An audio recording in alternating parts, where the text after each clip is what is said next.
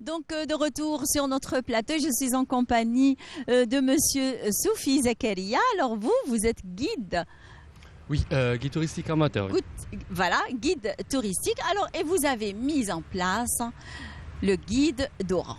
Voilà, oui. Donc, c'est un projet qui existe depuis 2018. Très bien. Donc, le guide Oran est un projet qui a pour but de promouvoir la destination Oran. Mais comment vous avez eu cette ingénieuse idée de mettre en place un guide, un fascicule, on va dire, lisible pour Oran? Est-ce que parce que vous avez su que c'était, on va dire, Oran allait accueillir les Jeux méditerranéens, ou alors c'était juste comme ça parce que déjà en dehors des Jeux méditerranéens, Oran accueille beaucoup d'étrangers et beaucoup de, on va dire, des touristes venant même des villes d'Algérie. Oui.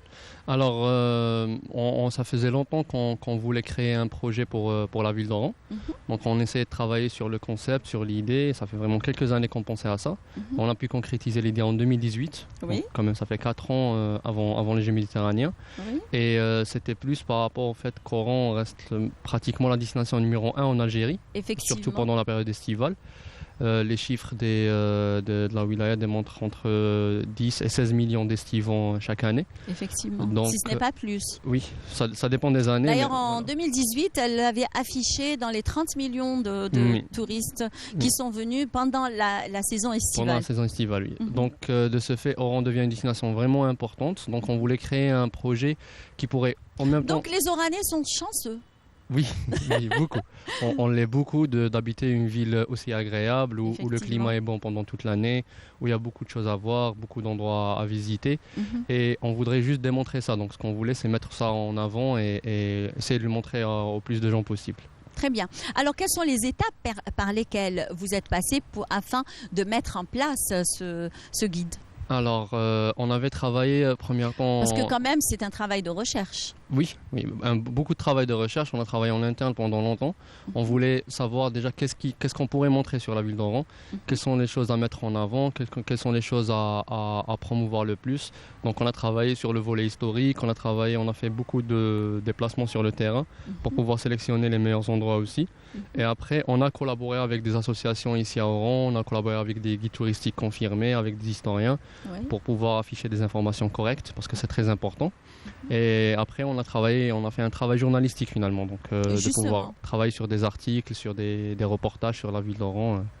Après, on a pu concrétiser ça et on a commencé à travailler sur le côté visuel et conception, qui est plus notre domaine.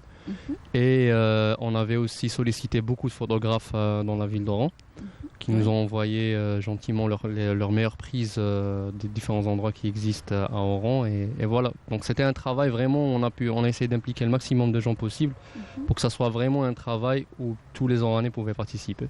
Très bien. Alors, dans ce guide, justement, c'est que vous avez éventuellement, parce que là, vous l'avez évoqué, le volet historique. Alors, quelles sont les dates clés de l'histoire d'Oran que vous avez mis sur le guide? Alors, en fait, ça va passer par les différentes étapes. Il y a d'abord la fondation de la ville d'Oran, donc en 902. Après, il y a l'arrivée des... Si je viens, par exemple, je ne suis pas d'Oran. Oui. Je viens, je ne sais pas, de n'importe quelle ville d'Algérie. Et là, je vous pose la question, quelle a été la première maison construite à Oran? Vous allez me répondre... Alors, je vais suivre la légende et je vais vous dire que c'était la maison de Ja'far. Oui. Donc, mais ça reste quand même, ça relève plus de la légende que de la vérité. Mais on aime beaucoup raconter l'histoire de Ja'far, ce prince andalou qui est venu soigner un chagrin de cœur et qui s'est retrouvé à Oran un peu par hasard après le naufrage de son bateau et qui a été accueilli par 2 lionceaux.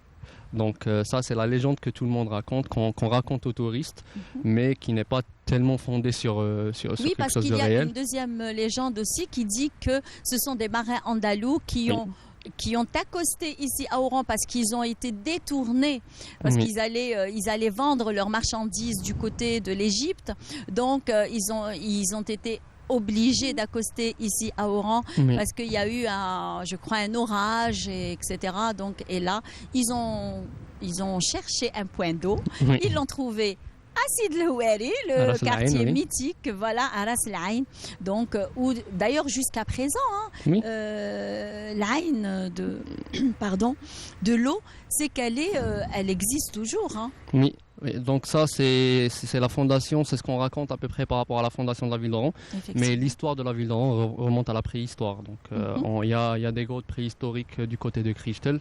Il y a une histoire punique, il y a une histoire romaine autour de la ville d'Oran. Il y a même les troglodytes berbères, les grottes préhistoriques du côté de Messerguine. Exactement, et ainsi de suite. Oui. Donc les fondations de la ville d'Oran remontent à la préhistoire. Après, l'histoire moderne de la ville d'Oran commence en 902, la fondation de la ville telle qu'on la connaît aujourd'hui, ou plutôt du côté de Sid El Houari, l'ancienne ville, donc a été fondée en 902. Et après, il y a eu plusieurs étapes. Il y a eu le débarquement espagnol, après l'arrivée des Ottomans, après l'occupation française et ainsi de suite. Très bien. Donc, et là, on a même, on va dire, le prototype. Oui, voilà. De la prochaine édition. Voilà, donc, je pense qu'on va demander à notre réalisatrice, Aïcha Talhaoui, de mettre un grand plan et un gros plan sur le guide d'Oran. Voilà, donc le guide touristique de la ville d'Oran. Le guide d'Oran sortira le 25 juin.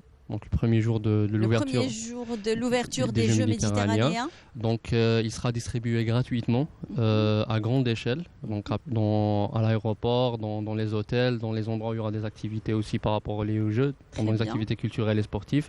Il contiendra plein d'informations sur la ville d'Oran, tout ce qu'il faut savoir sur la ville. Donc ça va de l'histoire à la culture, à la gastronomie.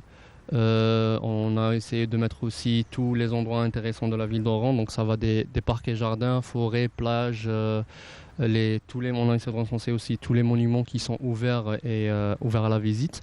Très bien. Et au-delà de ça, il y a un annuaire qui contiendra aussi tout ce qui est hôtel, restaurant, lieu de loisirs. Très bien. D'ailleurs, j'allais vous poser la question. Alors, ce sont certainement, ce guide contient des monuments historiques, des places, les mosquées, les quartiers, les bonnes adresses, les activités à faire quand on se déplace à Oran, mais aussi les plages d'Oran qui sont très connues d'ailleurs.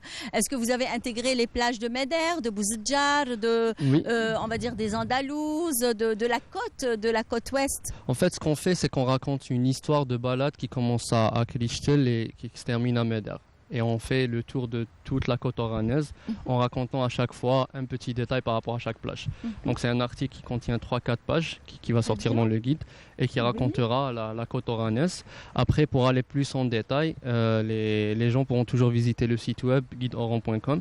Là, on détaillera plage par plage avec la capacité d'accueil, les horaires d'ouverture et tout. Alors, non seulement vous êtes arrêté à ce guide touristique de la ville d'Oran, mais aussi vous avez mis en place une application sur les téléphones. Exactement, oui. On a une application mobile donc qui s'appelle aussi Guide Oran, qui est disponible en téléchargement libre sur les plateformes. Gratuit, elle est bien sûr, oui. Téléchargement gratuit. Téléchargement gratuit dans les plateformes. Donc l'application, elle est un peu plus pratique que le livre, puisqu'on peut trouver de la localisation. Les gens peuvent utiliser l'application pour pouvoir se déplacer facilement. Et ils peuvent trouver plus d'informations aussi quant aux différents endroits à visiter. Par exemple, sur l'application, on peut savoir si un monument est encore ouvert ou s'il est fermé. S'il est fermé pour travaux ou si les horaires d'ouverture sont dépassés. Donc si vous passez à 17h pour aller au Palais du Bey par exemple, ou à 18h, l'application va vous afficher que l'endroit est fermé, c'est même pas la peine de se déplacer parce que ça ferme à 16h30. Donc on se dirige vers un autre endroit parce que Oran ne se limite pas uniquement aux sites historiques, puisqu'on y trouve même des quartiers très huppés, d'ailleurs avec plein de magasins, plein de commerces, etc. Donc vous allez trouver votre bonheur à Oran. Donc merci Zach, ce fut un plaisir que de partager avec vous ce moment touristique de la ville d'Oran. Merci. Donc voilà. Alors une belle